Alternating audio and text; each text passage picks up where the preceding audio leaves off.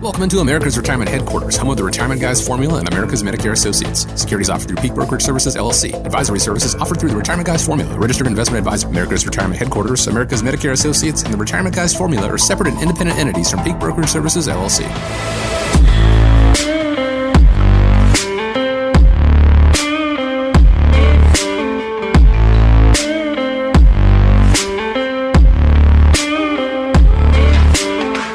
I want to thank you so much for joining us today and welcome you into America's Retirement Headquarters, home of the Retirement Guys Formula and America's Medicare Associates with Nolan Baker and Chaz Price. And myself, my name is Chris Swan. 419-794-3030 is the phone number. Once again, that's 419-794-3030, online, arhq.com. Today on the show, are bonds making a comeback? Should you buy long-term care insurance if you're wealthy? And whether you should factor politics into your financial planning with the big election less than a year away. But first, let me check in with the guys, Nolan, Chaz. Glad to be with you as always. How are we doing today? Doing good as we get in the final month of the year. So, here it is December and, before long, we'll be into the new year. Also, some other exciting news. If you look at our YouTube channel, so we've been doing, our show not only here on WSPD Radio, been on the radio here locally for a little over 20 years. It was just a few years ago we launched our YouTube channel. So if you haven't subscribed yet, just go over to YouTube and type in America's Retirement Headquarters. But last month, we reached an incredible milestone with 50,000 views so far on our YouTube channel. So the numbers are going, and, we break up our topics each week into manageable tidbits of information. So if you want to know about, today's show, you want to recap, or you want to learn about how to invest when inflation's high, or get our thoughts on the outlook of the market, again, just go over to YouTube, type in America's Retirement Headquarters, smash that subscribe button, and we'll keep you in the loop. Yeah, that's awesome. That's great news. Hey, Chris, we had a great holiday, Thanksgiving.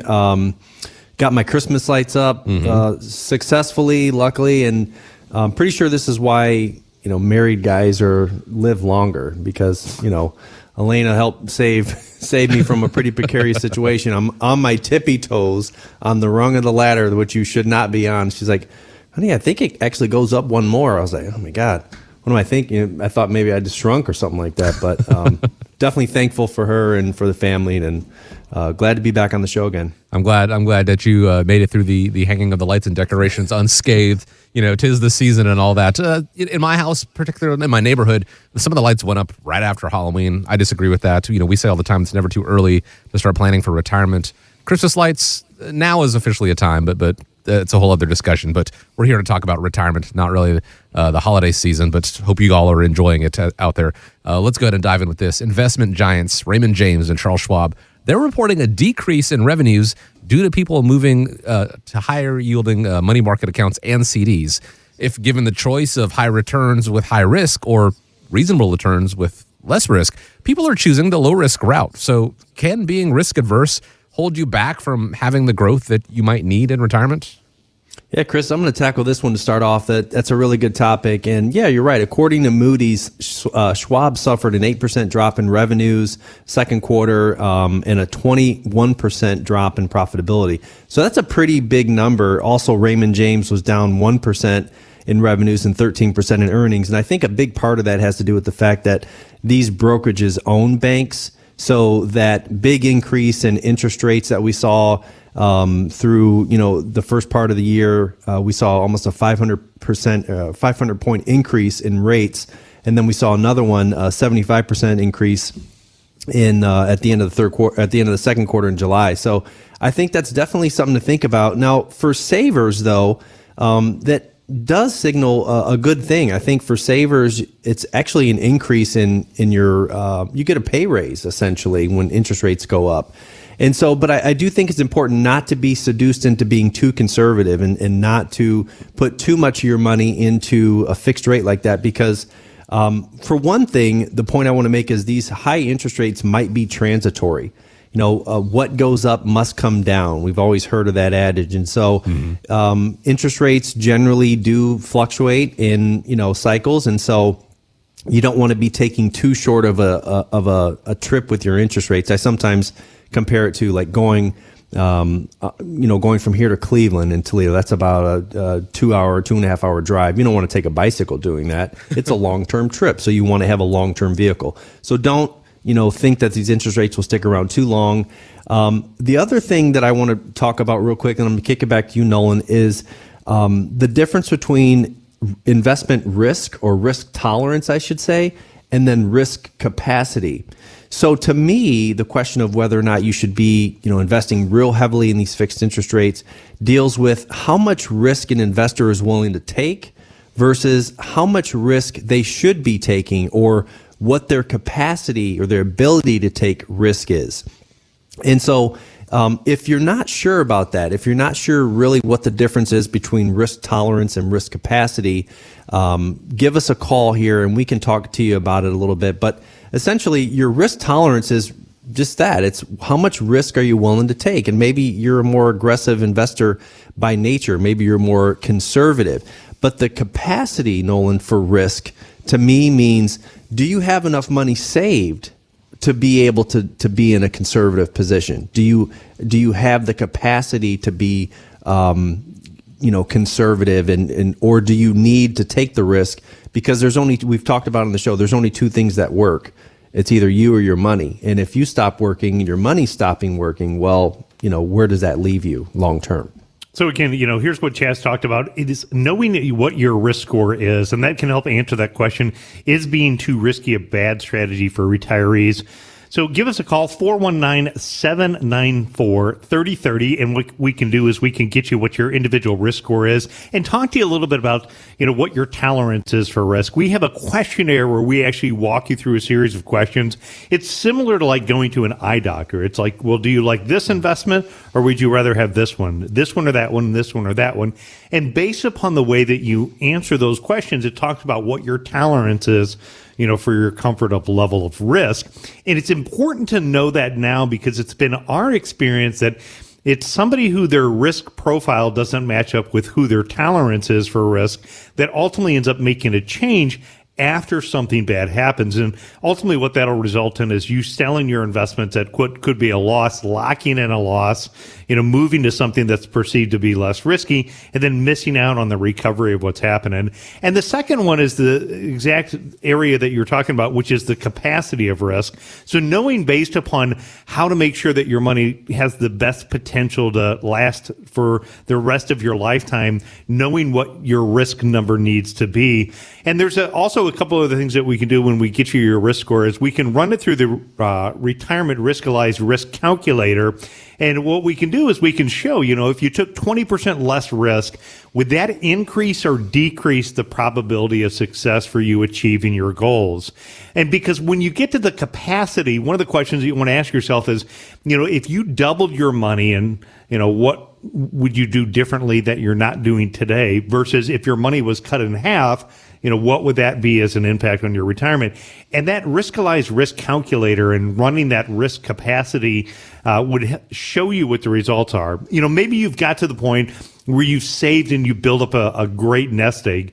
It's just like football. If you're way ahead in a football game, sometimes it's, you send the third and fourth string in. Play not to lose. Yeah, you play defense, so maybe that's the time to run defense. But, if you're behind the game, you need to still keep going for the end zone. And so, you need to know that information. If you haven't had that retirement riskalyzed calculator run for you, that could help answer the question.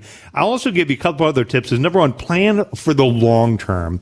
Your retirement could last decades. So, what's happening today right now in the environment, the economy, the interest rate world?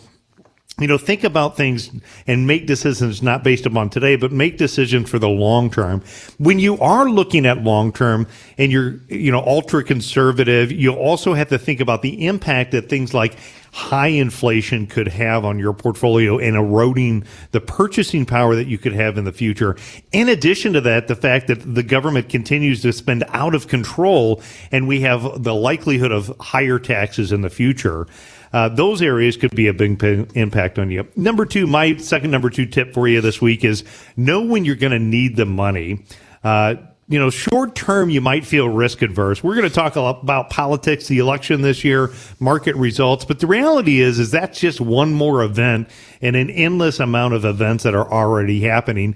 So short term, it's easy to get caught up into wars and geopolitical environments and elections. But long term, you got to think that stocks still have a great potential. And so you want to avoid that short-term noise. So again, one of the things to do is give us a call, 419-794-3030.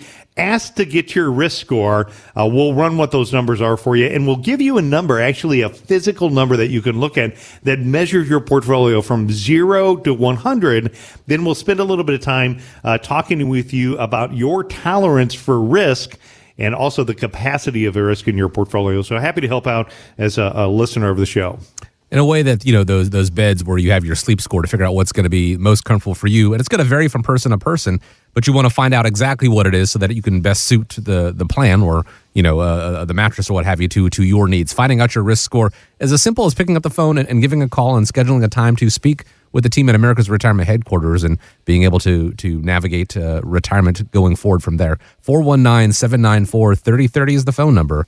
You can also go online to the website as well, arhq.com. It seems like it is a never-ending cycle, honestly, but the 2024 election is upon us, less than a year away.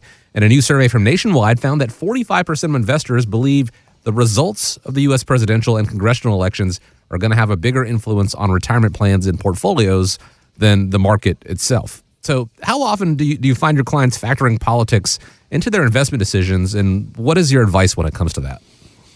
Well, when we're looking at how we should factor politics into an investment plan, I would say, one thing Mom always taught me was never talk politics at the holidays.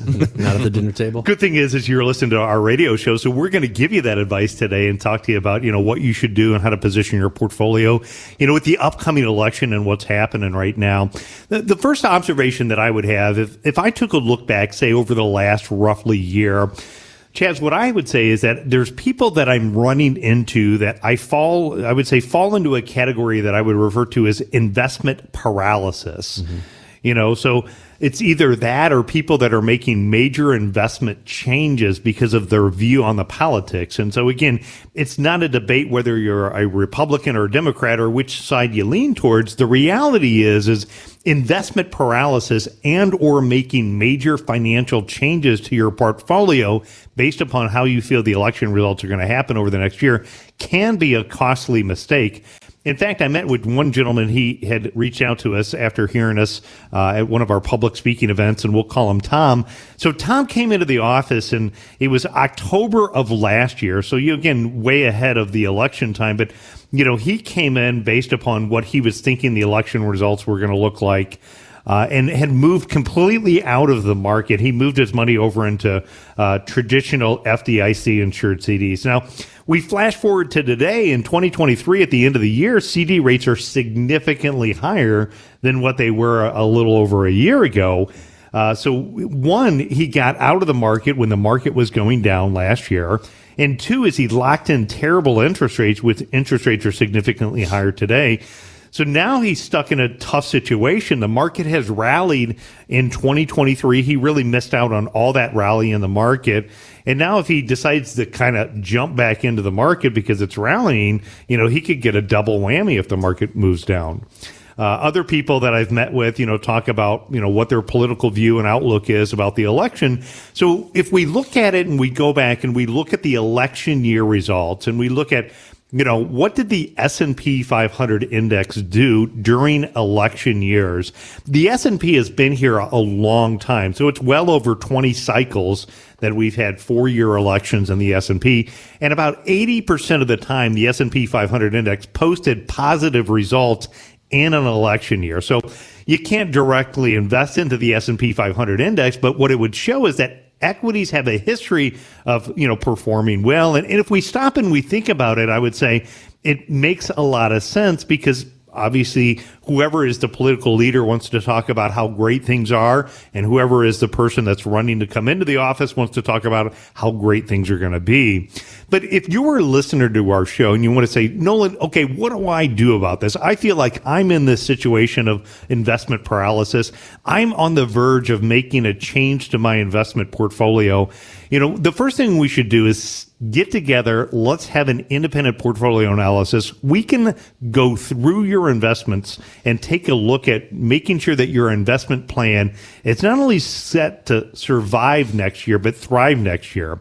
A couple of things that I would say. Here's here's advice that I give listeners. Number one is educate yourself. So by listening to the show, again, I'm doing the show, so I'm somewhat biased, but I'd say great job.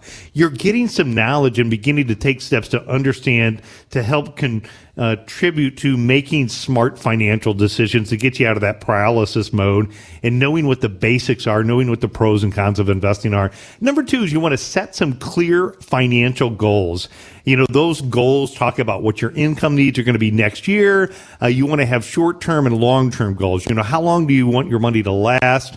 What are you doing to protect your retirement savings from things like a healthcare? Do you have plans to downsize in the future and tap some of the equity in your home? As we talked about in previous shows, understanding what your risk tolerance is, knowing what your internal gut says that you can tolerate if and when the market gets a little bit hectic or volatile, and or what your portfolio needs to be invested at risk-wise to increase the probability of success. It doesn't, number four, protect you from losses all the time, but diversification is still an investment process that involves spreading your portfolio into different asset classes, and it can be a way to reduce risk. Number five, you can start small. You know, if you come into the office and you meet with us or anybody else, we might come up with 10 or 15 different investment ideas for you, and it doesn't mean you have to do all 10 or 15. We recently met with a client, and what we had talked about is when we did the portfolio risk score, they came out and they had a risk score of about 80. And 80 means 80 out of 100, so that means they were, you know, fairly heavily weighted towards equities, which the good news is for the past 10 years, equities have been a great place to be. But as they get ready for retirement time, he said, you know, Nolan, what's my end goal of where should I be? And I said, well, you know, based upon this, you probably need to be somewhere in that 40 to 45 risk level because you have enough financial assets and you don't need to take as much risk. And again, talking to them about where they need to be. But what we decided to do was take things in small steps. So I said, you don't need to go 80 miles an hour and slam on the brakes right now and go all the way to 40 miles an hour. Maybe it's time to take small steps and move a little bit in the right direction. And that's number six, where seeking some professional advice can be a great way, talking with a financial professional, getting that personalized guidance when somebody understands your situation, your unique goals. I think, you know, when you're having emotional challenges about the markets and the economy, that's really where a financial advisor can earn his paycheck and helping you make sound financial decisions. But you do have to accept the other fact that everything has risk associated with it. You know, there's some level of risk. And, you know, when you look at politics and you're trying to decide where do I position my portfolio based upon risk, knowing that if you go all to cash, there's a risk associated with that. Just the same as if you go too much in equities, there's a risk associated with that. Mm-hmm. Number 8 is stick with the plan. So once you have a plan in place and it's a well thought out plan, you understand the investment methodology, the process, and, you know, having that roadmap put together with it, you know, you want to try to stick with the plan. Emotionally short term, sometimes you feel like you're out of control because we can't control what happens in Washington. But what you can control is the decisions that you make on what to do with your investments. So sometimes, you know, making a change, you know, you feel like you're getting back in control, but making that change can be an emotional, painful decision. And especially when you have a plan, you want to stick with it. So, you know, stay informed, but, you know, avoid sometimes over-analysis. We talk about paralysis, but Chaz, sometimes I also run into people that can't make a decision because they constantly just, you know, want to analyze things way too much, and it leads them to make, you know, again, a decision to make no decisions at all. So a couple of pointers there. And, you know, when you're looking at how we should factor in politics in your investment plan, if you feel like that maybe you're overanalyzing things right now, if you feel like maybe you're stuck, or if you feel like you're in a situation where maybe, you know, you want to make a change and you're not sure, is that in your best interest or should you make that change? Pick up the phone, give us a call, 419-794-3030. Let's do an independent portfolio analysis. And I'm, you know, more than happy as a radio show listener to have a conversation with you to talk to you about, you know, how to get positioned to go into 2024 with an election year. Because here's the truth of it. Over the course of a 20, 30-year retirement, you're going to see multiple elections. And occasionally the person you want to win is going to win, and occasionally the person that you don't want to win is going to win. You don't need to have that emotional decision to dictate and sometimes, ultimately make the wrong decision for you, be able to control what you can control, put a plan in place for whatever may come down the line, have that independent portfolio analysis done, have that second opinion done. The team at America's Retirement Headquarters are here for you to help you. 419-794-3030 is how you get started, and the website is arhq.com. Now, guys, you've told us that as interest rates go up, bond values, well, they go down. Somewhere along the line, interest rates will start to move down. So are bonds coming back into favor, and how long do you think that'll take for that to happen?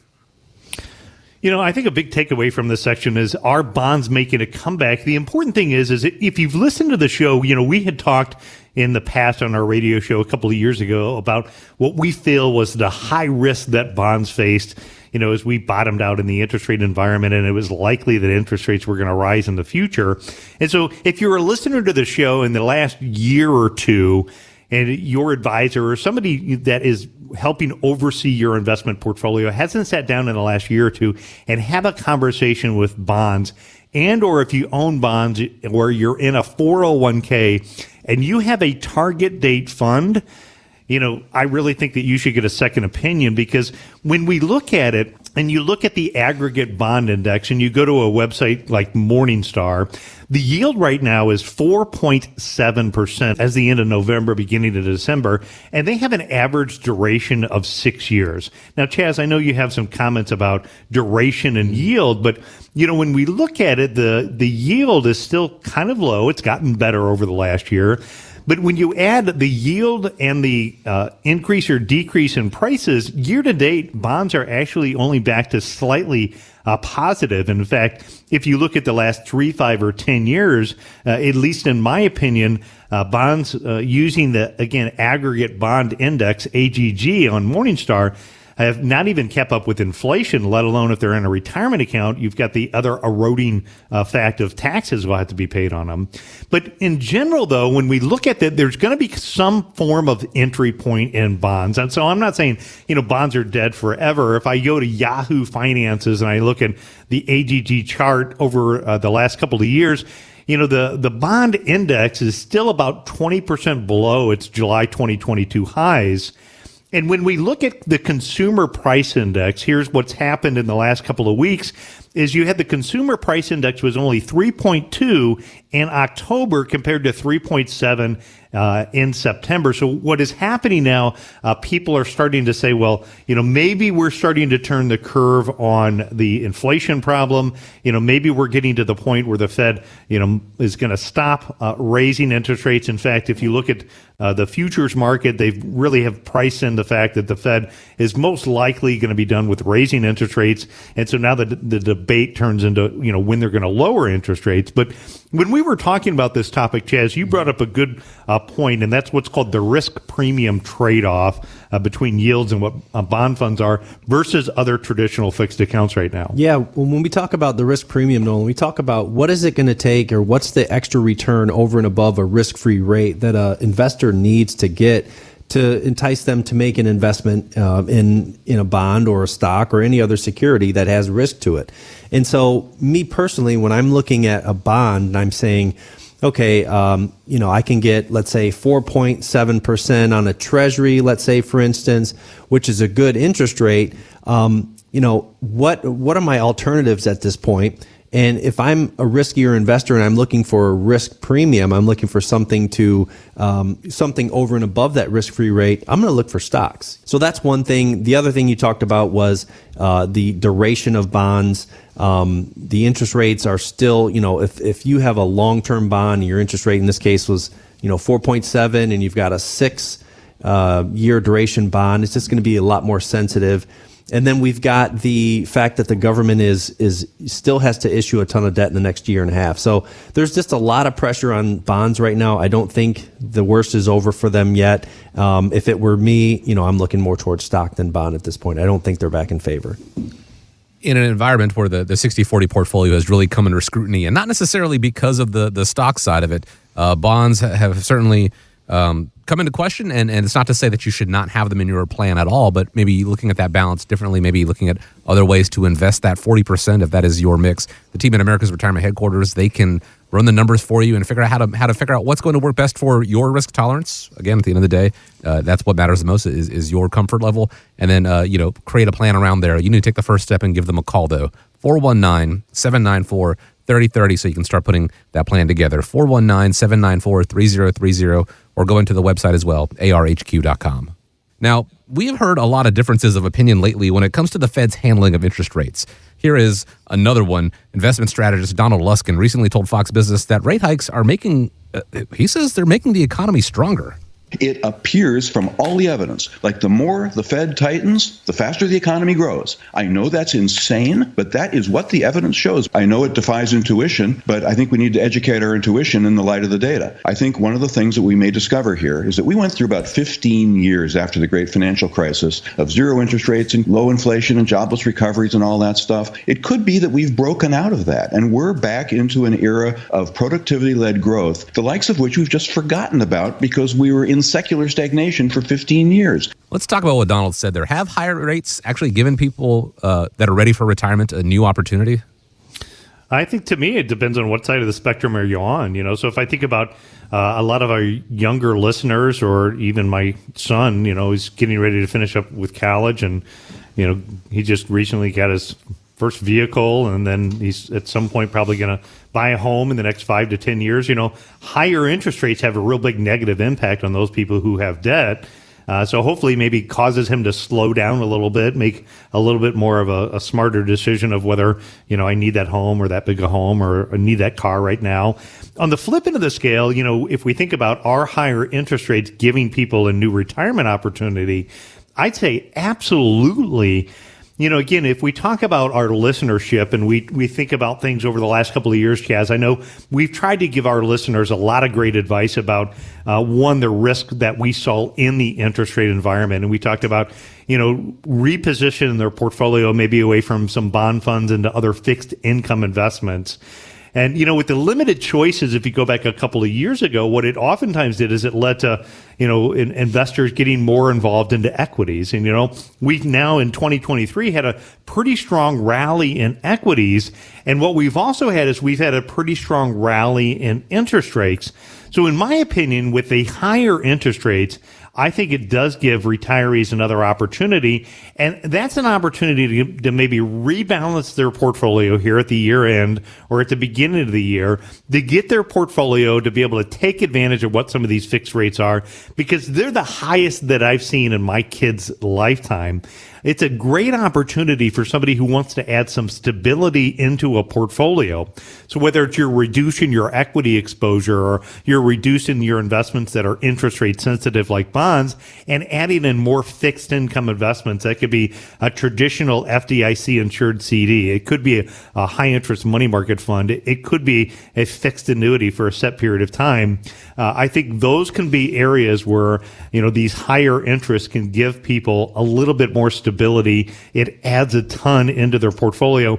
It's also an area that I would say, based upon what has recently come out with the core inflation numbers, also what I'm beginning to see coming out from email communication from the, say, insurance companies of the world or money market funds or fixed rates, there's an expectation that rates are going down.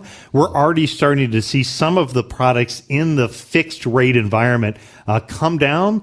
So again, time is, I think, important if you like where interest rates are. If you want to look at rebalancing your portfolio, that's how you can do it. If you say, hey, Nolan, I don't know how much of my portfolio I should have in these higher fixed rate investments, that's an area where, again, having a conversation with a professional like us can help you determine, what could be the right asset allocation mix for going in from 2024. Yeah, I would agree. I think, it definitely does offer some opportunity for retirees to get a pay raise. I mean, if you're looking at a year and a half ago getting 1%, now you can get 5% on a liquid savings account. I mean, that's a pretty big jump in income. And so that's also positive, I would think, too, Nolan, for the economy, that retirees maybe that were previously hesitant to spend any money, now maybe they feel more comfortable about spending the economy. In fact, we've seen in the this year alone, one of the biggest contributors to economic growth has been Taylor Swift tickets. I mean, I'm joking, but seriously, I mean, these experiences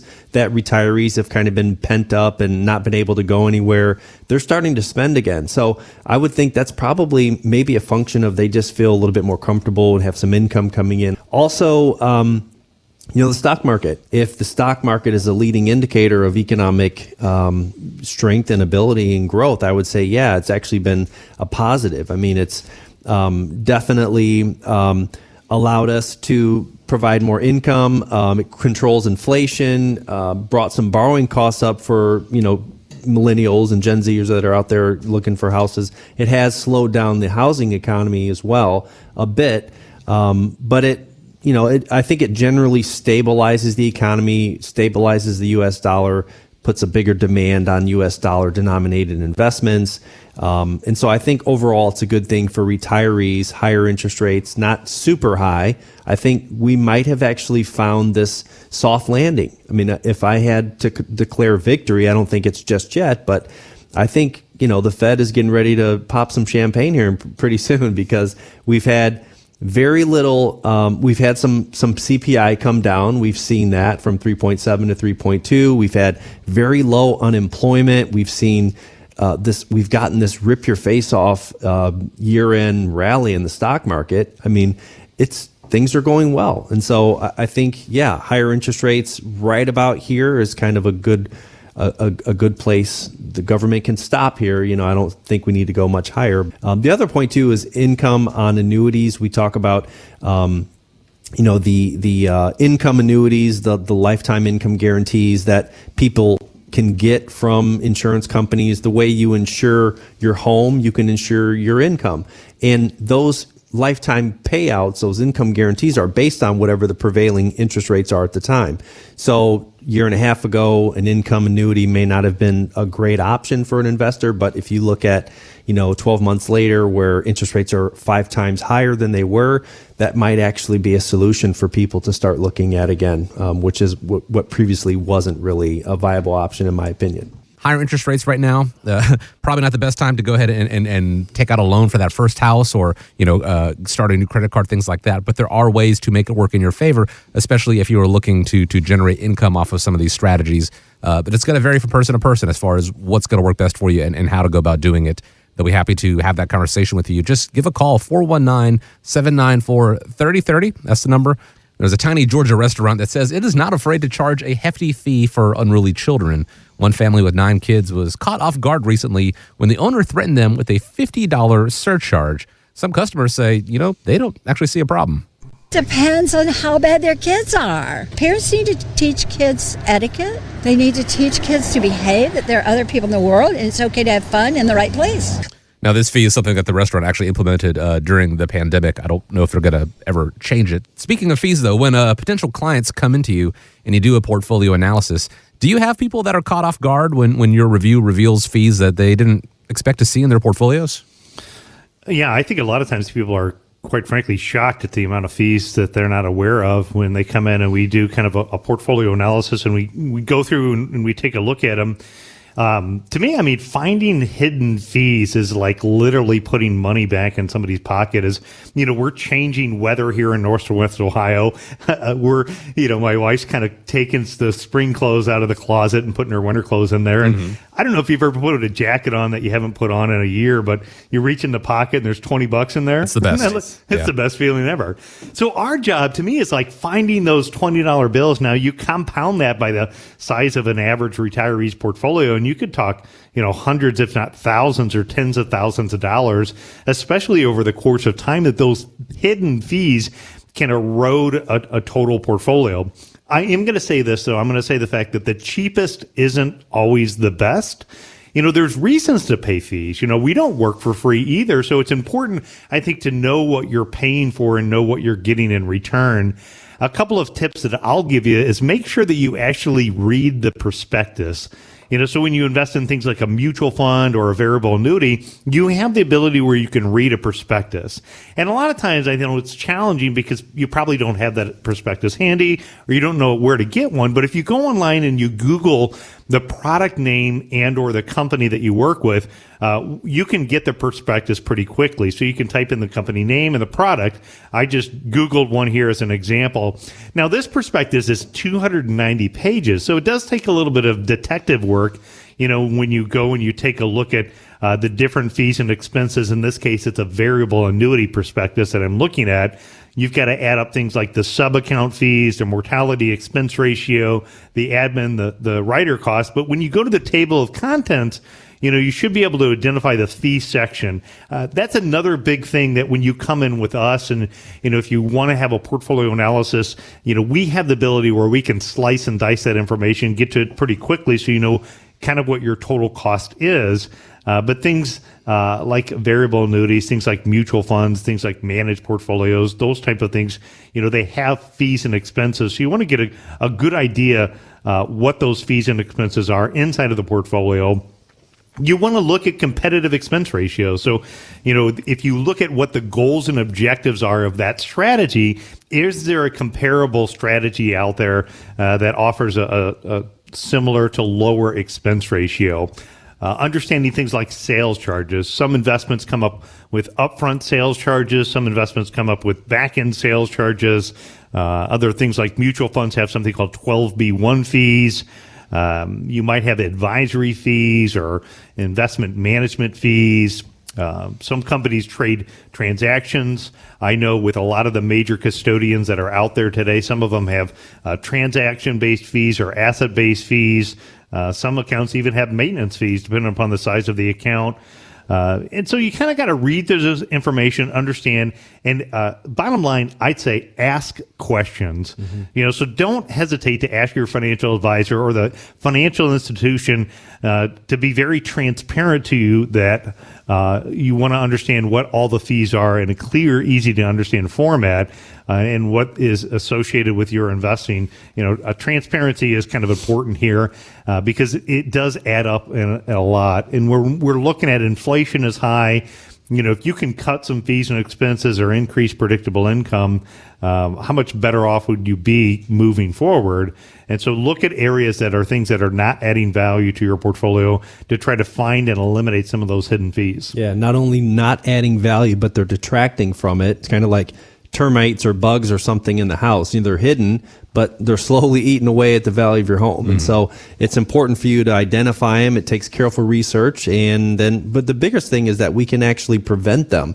Nolan, when I first started, one of the core sensibilities I think the retirement guys have as it pertains to fees is generally you want to make sure that your yield or the income that you're getting above is greater than what you're paying in fees. Otherwise, you start the year negative.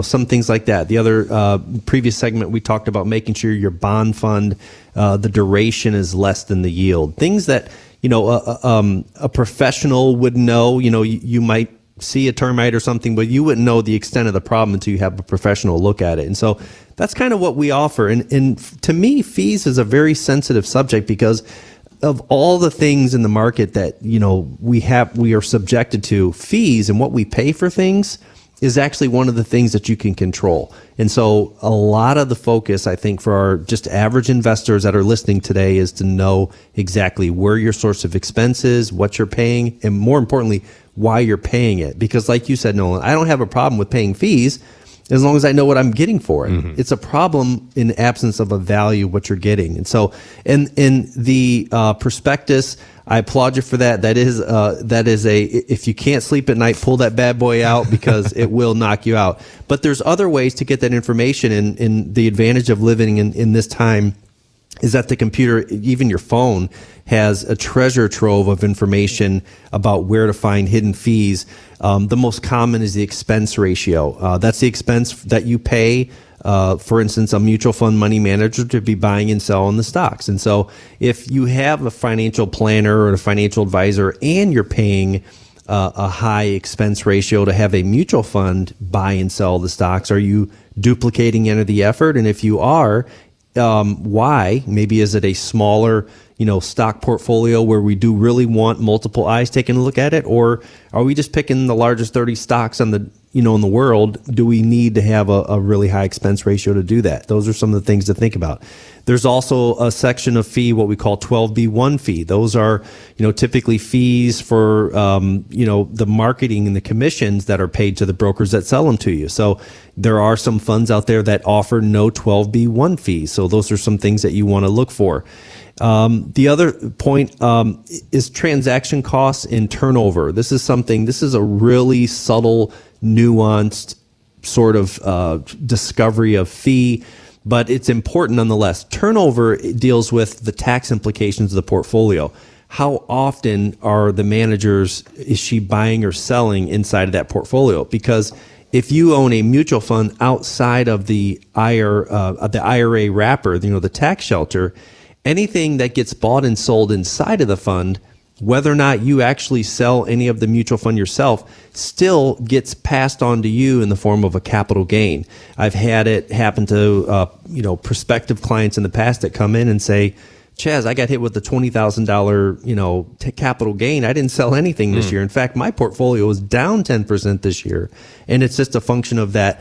Those mutual funds have embedded gains. They may own a stock 20 years ago and they just happen to sell it this year and the market's down.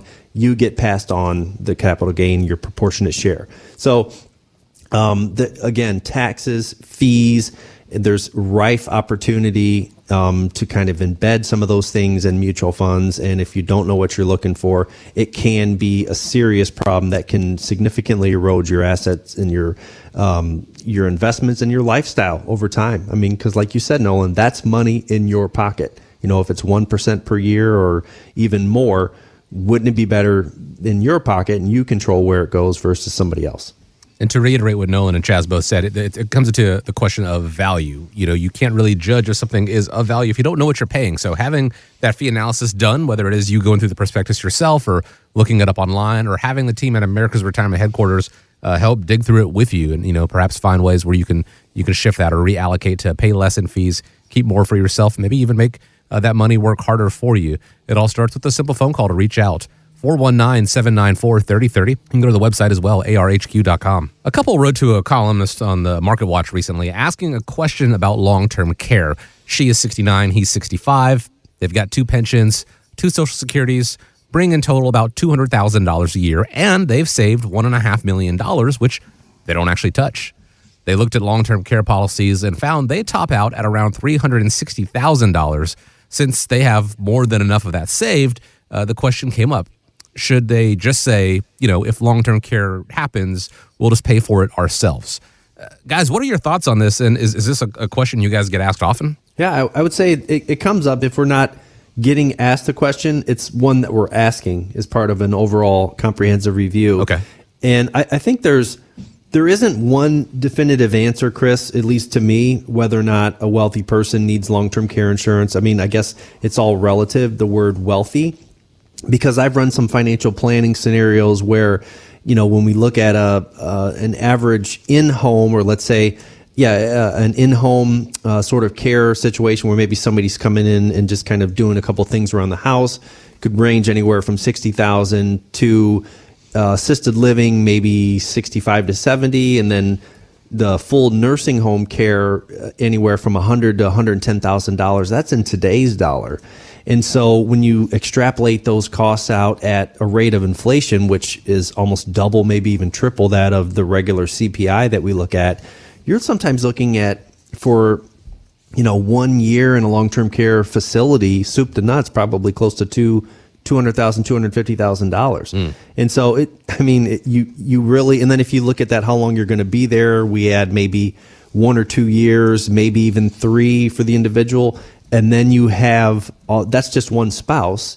When you add on to that the other spouse, just for long-term care, to really, cover the cost, you're looking at maybe $1 million, maybe even $2 million for each spouse. So to me, that's a lot of money. Even the most wealthy individuals probably still could use a measure of some comfort or some sort of coverage to cover some of these bills.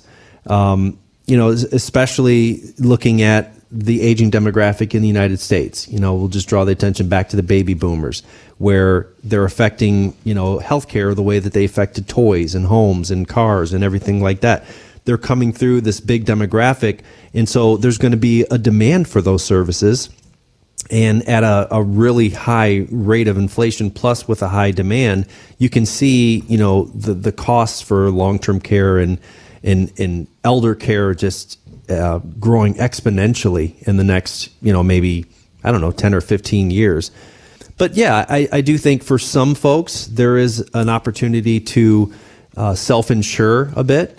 But I would say for most of the people that we talk to, Chris, they're somewhere in the middle. I had a gal that I talked to yesterday that said, you know what, I really don't care. I'm probably just going to live with one of my kids. And I was like, okay, that's a strategy. I've had other people that say, you know what, under no circumstances are we going to burden our children, but we're healthy. We take care of ourselves. We have pretty sufficient assets. Is there something in between? And I know that, through the retirement guys and some of our solutions here, we've got plenty. Nolan, I know you had a case recently that worked out really well. That was, something similar to that. Yeah, and I guess when I back up maybe a minute and I think about the question, do I need long-term care insurance if I'm wealthy? To me, I think it breaks into kind of two different categories because the phone calls that I'm getting is the one group of people is the people that already have long-term care insurance. I can think of a couple of examples. We'll call them Rob and Sarah, but age 92 and 91, they already have it. But the premiums keep going up. I would consider both of these, individuals also wealthy. The thing is yes, if they needed a nursing home or long-term care, do they have the financial resources to write checks out? Yes. Even though that is happening, they purchased this long-term care policy that they've had years ago. And at, 91 and 92, now's the time where they might need it. So actually keeping their long-term care policy could make a lot of sense. I have some other people that I met with. We'll call them Rick and Mary. They're in their early 70s. So what they did is they saw their parents needing long-term care. They also have had long-term care for quite some time.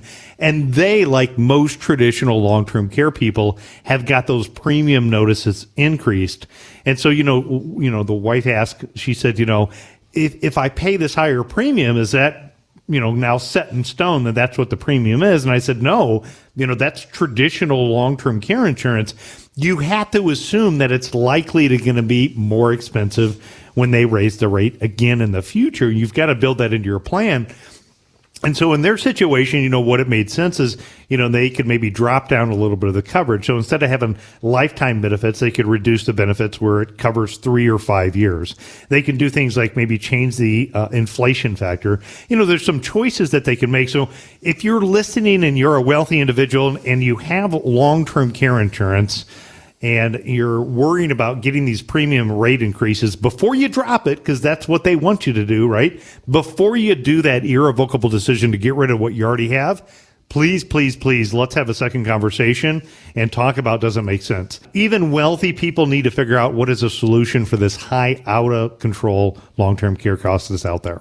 Lots of options out there, from your standard black and white long-term care policy to funding it out of pocket. There's no real right or wrong answer across the board. But perhaps the one is to say it won't happen to me. I'm not going to need it, because these days, as people are living longer and longer, the chances of needing some form of assistance have gone up significantly, and you don't want the what ifs to become what nows. Having that conversation with the team at America's Retirement Headquarters, find out what's going to work best for you as it fits into your retirement plan. As simple as reaching out. arhq.com. That's the website, always available there. You can also give them a call, 419-794-3030. And we want to thank you, as we always do. Really do appreciate you joining us here on the show. I hope you found it insightful. The next step is, of course, putting pen to paper for your particular circumstances. One last time, 419-794-3030. And as we wrap up, gentlemen, thank you for the time, and want to leave you with the final word. Yeah, enjoy the last month of the year. Enjoy the holidays and continue to have a great time. Just remember, when you think retirement, think America's Retirement Headquarters. It's home of the Retirement Guys Formula and America's Medicare Associates.